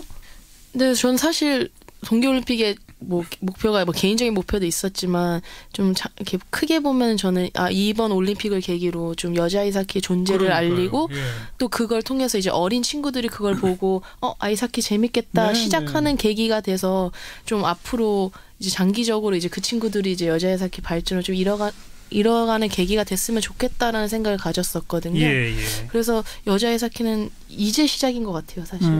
근데 일단 그게 이루어지려면 여자 팀들도 많이 개설이 돼야 할 것 같고 일단 우선적으로 여자 아이스하키를 받아주는 대학 팀이 없어요. 그렇죠. 그래서 학생 선수들이 운동과 이제 공부를 병행을 하는 거는 당연한 건데 이제 어느 정도 대학에서 뭐 대학팀을 창설하던가 아니면 뭐 특기자로 받아주는 곳이 있어야 이제 학부모님들도 그래야지 계속 시키는데 지금 대부분의 여자 선수들은 다 초등학교 때까지 하고 중학교 넘어가면서 이제 팀이 없다 보니까 우리 청취자분들한테 아이스하키 여자가 하면 이런 게 좋습니다. 좀 자랑 좀 해보세요. 제가 생각하는 아이스하키는 머리부터 발끝까지 사용하는 종목인 것 같아요. 아이스하키가 단체 운동이기 때문에 일단 협응력도 좋아야 하고 상대방을 탐색하는 그런 읽기도 좋아야 되고요. 일단 게임 운영 능력이 좋아야 되기 때문에 스마트하게 플레이를 해야 돼요. 그러면 자연적으로 이제 생각도 많아지고 그리고 스케이트도 잘 타야 되고 그리고 스틱 핸들링이 키이기 때문에 스틱 핸들링도 잘 해야 되고 정말 전체적으로 이제 능력을 다 요구하는. 네. 말이 안 나. 단순히 전신 운동일 뿐 아니라 거기다 머리도 좋아진다 이러면 되는 거죠. 그것도 그렇고 뭐 여러 뭐 사회력이라든지 뭐 예를 들어서 배려심이라든지 그렇죠, 이런 그렇죠. 여러 가지에 팀워크, 대한 성격, 협동심, 네, 그런 부분도 굉장히 좋아지고요. 그런 거 그냥 다 필요 없고 그냥 박진감 넘치는 스포츠인 것 같아요. 그래서 여자들이 즐기기에 가장 적합한 것 같습니다. 재미있어요 그렇게? 네, 한번 아이스하키 시작하시면 대부분 다 완전 빠져드셔서요. 시작이 힘들어요. 못하죠. 네. 하면. 그러니까 다른 분들도 하시는 말씀이 한 번 시작하면은 빠져나올 수 없는 종목이라고 얘기 많이 하시거든요. 시작하기가 조금 힘들어요. 어려워서 그렇지. 네. 그래요. 앞으로 우리 한국 여자 아이스하키 새로운 어떤 중흥 도약 그 발판이 되기를 기대해 보고요. 4월 8일부터 있을 세계선수권 대회에서도 좋은 성적 거두고 오시길 좀 바라겠습니다. 감사합니다. 나와주셔서 고맙습니다. 네, 감사합니다. 신소정, 조수지 선수 함께 만났습니다. 시사자키 오늘 순서 모두 마무리 짓겠습니다. 편안한 저녁 보내시고요. 저는 내일 저녁 6시 30분에 다시 인사드리겠습니다. 안녕히 계십시오. 지금 그 주위에 사람이 안 남았다 이런 얘기가 자꾸 나오죠? 그러니까요. 측근들이 검찰에 불려갔다 오면은 이 전 대통령 불리한 사실이 드러나고 심지어 뭐 형제, 조카가 검찰에 갔다 와도 불리해지고 검찰 수사 기법 때문이기도 하겠지만은 다른 경우들하고 너무 다르다는 거죠. 네. 그리고 뭐 최측근들도 다 돌아서고 있다고 그러고 불리한 증언들을 내놓고 있다고 그러고. 그렇죠. 대표적인 인물이 이제 김백준 전 청와대 총무기획관 그 이 대통령 고려대학교 상대 1년 선배예요. 네. 1977년부터 인연을 맺었거든요. 이분이 과거에는 이제 뭐 언론 취재나 검찰 수사 등에서는 한다고 이 전 대통령한테 불리한 제도를 안 했는데 최근에는 그 국정원 특수활동 미수수 그리고 삼성의 다스 소송비 대납 이런 거는 진술을 했어요. 돌아섰다는 거죠. 그러니까 뭐 40년 지기, 집사, 측근 중에 측근 이런 사람이 돌아섰으니 딴 사람은 뭐 더 말할 것도 없죠. 뭐 요즘 거의 MB 저격수인 정두원 전 의원은 다른 케이스지만은 정말 사람이 없어 보인다는 거예요. 네. 왜 이렇게 사람이 없을까요? 제가 이제 오늘 다른 신문사에 이야기를 했는데 이른바 세계의 축이 무너졌다고 봅니다. 어떤 거죠? 세계의 축이? 이게 어떤 뭐 진영이라고 할지 무슨 측근 그룹이라고 할지 이런 게 형성되고 유지되기 위해서는 첫 번째 공동의 신념, 두 번째로 신뢰, 그리고 이익. 이익이라는 게 꼭 뭐 돈만은 아니겠죠. 자리도 이익이겠죠. 이런 세 개의 축이 필요한데 현재 이 전 대통령 쪽에서는 세 가지가 다 무너진 것 같아요. 말하자면은 뭐 공동의 신념이라고 할 것이 중도 실용주의 정도 되겠죠. 이게 깨진 지 오래고 측근 인사들이 뭐 힘들어할 때 MB가 도와줬다 이런 말은 없고 힘들어할 때도 나 몰라라 했다 이런 말만 자꾸 나오지 않습니까? 그러니까 이제 인간적인 관계, 신뢰도 많이 깨진 것이고 이게 축은 뭐 청와대 나오는 순간 줄 게 없으니까 깨졌죠. 애초에. 그러면 과거에 어려움을 겪었던 다른 대통령들하고는 차이가 있는 거예요? 자, 전두환 전 대통령 보면은 뭐 장세동 전 안기부장 같은 사람 없다. 뭐 전두환이 남자는 남자다. 주위에 뭐 사람들은 있다. 이런 식의 이제 세평들이 있지 않습니까? 현실적으로 그런 부분도 있는 것이고 이분을 보면 제가 볼 때는 그 신념의 축 말고 신뢰의 축, 자기들끼리 이제 의리 이런 거겠죠. 그리고 이익의 축이라는 건 버티고 있는 것 같아요. 뭔가 서로 또 이해관계가 있다. 뭐 그렇죠. 노태우 전 대통령 쪽을 보면은 장세동 같은 상징적 인물은 없지만은 오히려 이쪽을 보면은 신념의 축이 유지되고 있는 게 보여요. 집권기간의 북방 정책, 뭐 경제 정책, 민주화로의 이행 이런 데 대해서 당시 몸담고 있었던 사람들이 우리가 그래도 일은 잘했다. 이런 자부심을 가지고 있거든요. 노태우 전 대통령 개인에 대한 충성보다는. 그리고 사람들이 어떤 자기가 큰 일을 하게 되면은 자기를 지키기 위해서라도 뭔가 이제 끈을 찾으려고 합니다. 의리가 됐건 잘한 것을 찾으려고 하는데 이 전 대통령 측에 대해서는 그런 게 하나도 안 보인다는 거예요. 그렇군요. 그리고 뭐 노무현 전 대통령은 이 앞서 사람들하고 다르지만은 어려움을 겪었지만은 신념의 축하고 신뢰의 축이 강하게 유지됐기 때문에 지금 뭐 화려하게 부활해 있는 거 아니겠습니까? 그렇죠. 이명박 전 대통령 그 주변도 처음에는 그 세 가지 축이 있었겠죠. 그러니까 그쪽을 볼 때 이제 실용적이다, 뭐 기업 CEO 같은 리더십이다. 이게 과거 정치권에 뭐 정근대적인 리더십 어떻게 보면은 뭐 그런 거하고 다르다. 예. 이런 게 그때는 이게 장점으로 분명히 보였어요. 그러니까 서울시장도 당선되고 뭐 대통령 당선되고 그런 거 아니겠습니까? 근데 지금 돌아보면은 하나가 다 깨져 있는 거죠. 그렇군요. 게다가 지금 변호인단 꾸리는데 돈이 없어서 어렵다. 뭐 이런 얘기가 나오는 거예요. 이건 뭐예요? 뭐 모르겠습니다. 그 속사정은 제가 모르겠지만은 그 말이 어떻게 다가오느냐. 국민들이 들어도 황당하기 짝이 없는데 주위에 있는 분들이 들을 때 더 허망하지 않을까요? 그런 이야기들이. 그래서 그런 소리들이 나오면 나올수록 세계의 축을 더 무너뜨리는 게 아닌가. 그리고 이제 뭐 완전히 여러분 안녕하십니까? 정관용입니다.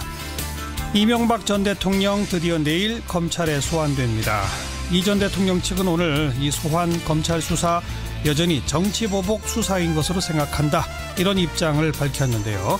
잠시 후에 더불어민주당 대변인이죠. 백혜련 의원 연결해서 여당의 입장 들어보겠고요. 금호타이어 해외 매각 방침을 놓고 지금 산업은행 채권단과 금호타이어 노조 사이에 갈등이 큽니다. 광주 지역의 시민단체는 이 문제 어떻게 보고 있는지 광주진보연대 유봉식 공동대표와의 인터뷰 준비하겠습니다. 7시 5분 시작되는 2부, 이 외신에 보도된 우리 모습 살펴보는 밖에서 본 한국, 지금 세계적 관심에 초점이 된 북미 정상회담에 관해서 외국 언론들 어떻게 보고 있는지 함께 읽어보도록 하고요. 아직도 감동이 남아있는 우리 여자 아이스하키 단일팀, 오늘 초대석에서 만나봅니다. 한국 여자 아이스하키 대표팀의 신소정, 조수지 선수 함께 만나보시죠. 잠깐 광고 듣고 출발합니다. 이명박 전 대통령의 측근인 김효재 전 정무수석, 이 전 대통령 내일 소환되죠. 거기에 대해서 여전히 보복 수사라는 생각에 변함이 없다. 이런 입장을 내놨는데 더불어민주당은 어떻게 보고 있을까요? 대변인 백혜련 의원 안녕하세요.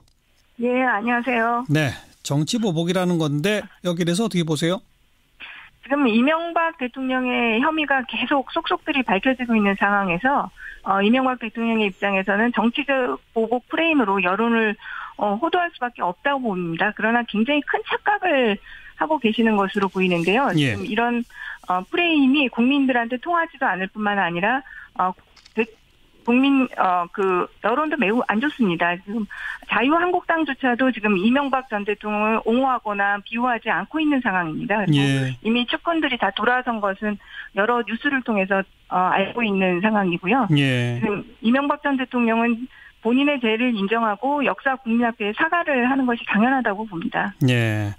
하지만 여당 입장에서도 지금 박근혜 전 대통령도 감옥에 가 있는 상태에서 또 그 전임 대통령도 검찰 소환되는 것 좀 부담스럽지 않으세요? 부담이 안 된다면 거짓말이라고 봅니다. 그러니까 전직 대통령이 2명이나 사법 처리되는 이 상황이 정말 부끄럽고 황망한 게 그지없고요. 예. 그러나 이 문제는 정치적 유불리를 따져서는 안 된다고 봅니다. 이미 이렇게 범죄 혐의가 20개나 이런 달하는 상황에서 예. 기본적인 정의와 공평의 문제이기 때문에 이 문제는 정치적 유불리를 따지지 않고 엄정하게 수사하고 기소돼야 된다고 봅니다. 지금 그 혐의가 20개에 달한다고 하셨는데 뭐 너무 많으니까 다 언급하시긴 그렇고 주요한 혐의들이 어떤 거죠? 네, 지금 일단 검찰에서는 제가 볼 때는 가장 확실한 혐의들만으로 소환을 하는 것 같습니다. 뇌물과 횡령 그리고 조세 포탈 혐의로 소환을 한다고 나왔는데요. 예. 뇌물과 관련해서는 국정원 특활비 그리고 다스 관련 삼성의 소송비 대납, 대보그룹 또 공사수주 청탁 관련 자금 수수 예. 그리고 또 총선 홍금까지 나왔죠. 이런 여러 가지 뇌물 혐의가 있고요. 네. 그리고 횡령과 관련해서는 그 수백억 원대의 다스 비자금 조성과 관련해서 횡령이 적용이 될 수가 있을 것 같고 예. 그 가정에서의 또 조세 포탈, 차명재산을 통한 탈세 이런 것들이 주요 혐의로 될 것 같습니다. 전부가 다 돈과 관련된 혐의죠, 그러니까. 그렇습니다. 그러니까 그 박근혜 전 대통령과 이명박 전 대통령을 비교를 한다면 박근혜 전 대통령은 좀 무능의 극치였다고 말할 수 있다면 예. 이명박 전 대통령은 드러난 혐의가 다 권력을 재산 증식에 사용한 것이라고 볼 수 있습니다. 권력을 재산 증식에 사용했다.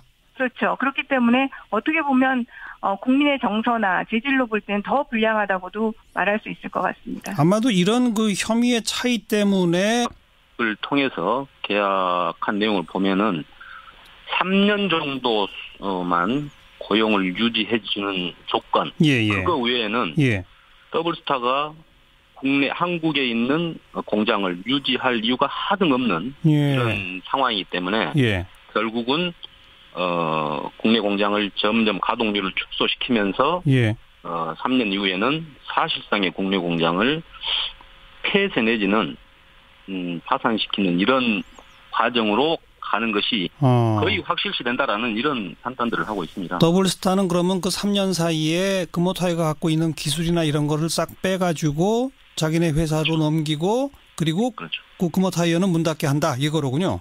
그렇죠. 왜냐하면은 한국인 노동자들이 당연히 인건비도 비싸고 중국 공장만 하더라도 자기들 생산 시설이 충분한데 중국 공장을 놀리고 한국 공장들을 가동을 시켜서 비싼 인건비 주고 굳이 가동할 이유가 없는 거죠.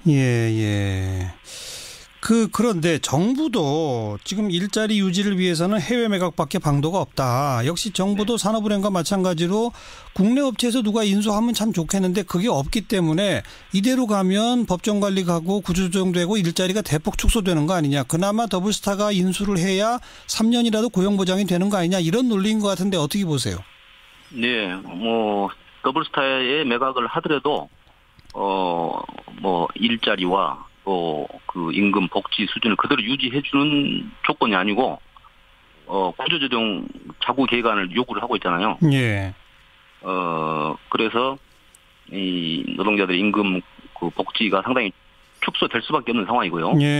한다 하더라도. 그 다음에 금호타이어가 지금 연령층이 비교적 높아서 약 10년 정도 지나면은 한 절반 정도의 자연 감소분이 생기거든요. 예를 들어서 그 더블스타가 인수를 해서 인위적인 구조조정 안 한다 하더라도 해마다 한 150에서 200명 이상은 계속 인원이 축소되는데 정년퇴직으로 아마 신규 고용은 안 할 가능성도 높다는 거고. 그 당장 그걸 저걸 다 떠나서 3년 정도만 보장이 된다고 이렇게 봐지는데 사실상 3년 이후에는 어떤 그 담보도 없는 상태에서 보장할 수 없다. 눈앞에 그 어떤 고용이 보장된다는 그거 하나만 가지고 알겠습니다. 상당히 말이 안 되는. 그럼 노조와 지역 시민단체가 생각하는 최상의 방안은 뭡니까? 지금 당장 묘수가 특히 이거다라고 하기는 좀 그러는데요. 지금 현재 상태, 즉 다시 말해서 금호타이어는 국내 공장만 놓고 보면은 사실은 그 순이익을 내고 있는 회사거든요. 그다음에 이제 베트남 공장도 다시 지금 그 손익분기점을 넘어서 이익을 내고 있는 상황으로 돌입했고, 미국에 있는 조지아 공장도 지금 가동률이 높이면서 정상화되고 있는데 사실 이제 중국 공장 중에서도 천림 공장이 특히 이제 문제인가 봐요. 물론 그러니까 이제 조금만 노력하면 회생할 수 있다 이거로군요. 채권단이 사실상 이 경영 실패에 책임을 지고 채무를 유예하면서 신규 투자 업체를 찾아도 보고 중국 공장을 점차 축소시키는 방향에서 손실을 그 적자액을 줄여나가는 그런 과정에서 이제 장기적으로 정상화 방안들 사실 채권단에서 좀 그 사이에 좀 만들어내야 되고 얼마든지 방법은 있다고 봅니다. 알겠습니다. 무조건 그냥 그 더블스타에 파는 것만으로 답을 제한하지 말고 다른 가능성들을 좀 열어놓고 찾자 이 말씀으로 듣죠. 고맙습니다. 네. 광주 진보연대 유봉식 공동대표였습니다.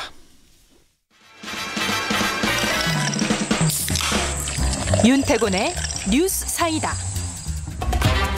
윤태곤 실장 어서 오십시오. 네, 안녕하세요. 이명박 전 대통령 드디어 내일 소환이죠. 근데 잘못 짚었다. 그리고 폭로를 하려면 좀 근거가 있어야 되는데 아무런 근거도 없이 그렇게 한 것은 저에 대한 심각한 인격 모독이고 명예훼손이라고 보이고요. 정말로 근거가 있으시다면 정론관에서 정식으로 기자회견을 하시기 바랍니다. 일단 보도된 바에 따르면 누가 사기 사건으로 고소를 했는데 그 고소한 거에 담당 검사가 안미영 검사인데 피고소인 측이 백혜련 의원과 여기까지 얘기하다가 말았거든요. 저도 전혀 그 사건 자체를 기억을 하지 못했는데요. 예. 그렇게 나와서 보니까 제가 변호사 시절에 아마 안미영 검사가 주인 검사의 사건을 그러니까 선임했던 것 같습니다. 예. 전혀 어떤 문제도 없는 것인데 예. 그런 것을 가지고 갑자기 마치 강원랜드에서 양심 선언을 한 안미영 검사가 어떤 저하 관계에 의해서 그런 양심 선언을 한 것 같은 뉘앙스의 그런 의혹을 제기한 것은 정말로 품격 없는 우리 정치권에서 사라져야 할 구태이고 구악이라고 봅니다. 알겠습니다. 여기까지 말씀드릴게요. 고맙습니다. 예, 감사합니다. 더불어민주당 백혜련 의원이었습니다.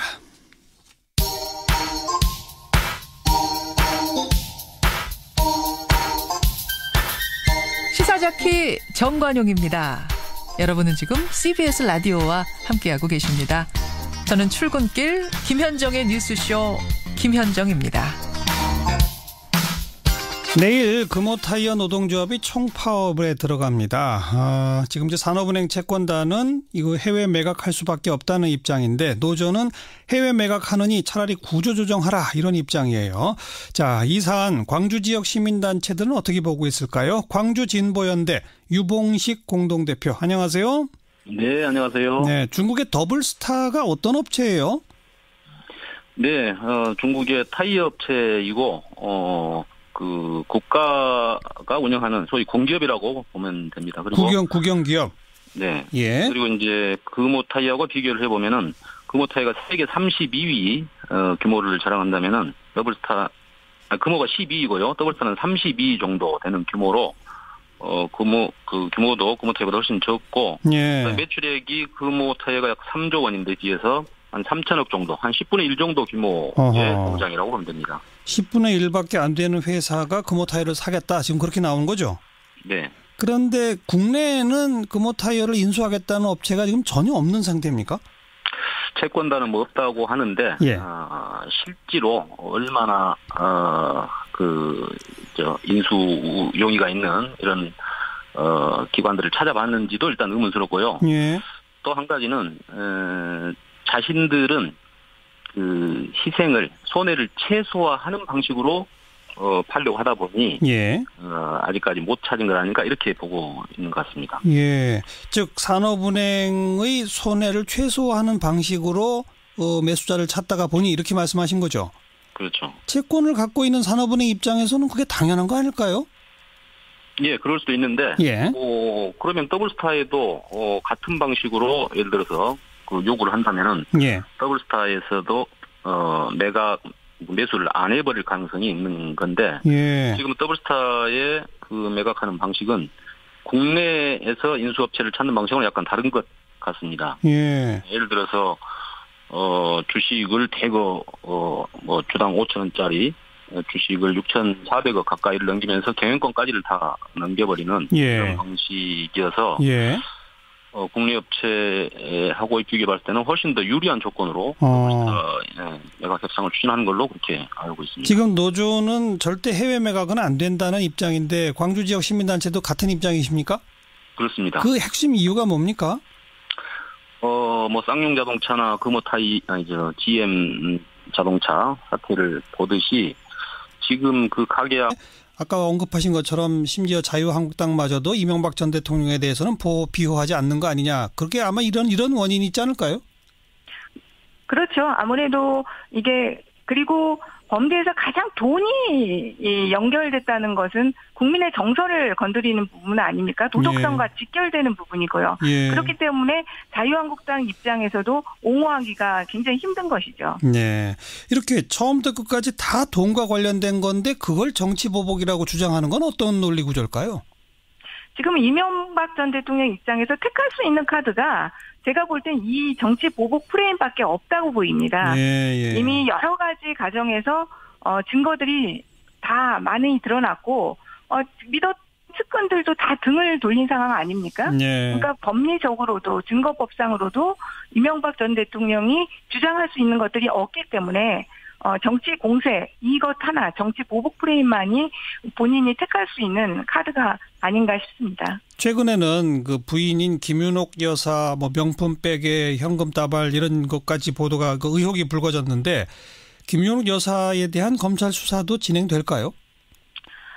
그 부분은 저는 내일 조사에서는 조사되지 않을 가능성이 크다고 봅니다. 이명박 전 대통령의 소환이 최우선의 과제이고 그렇기 때문에 만약에 이명박 전 대통령이 구속이 된다면 예. 그리고 계속 모르쇠로 일관한다고 한다면 차후에 수사될 가능성이 있다고 보입니다. 예, 지금 당장은 아닐 거라고 본다. 네.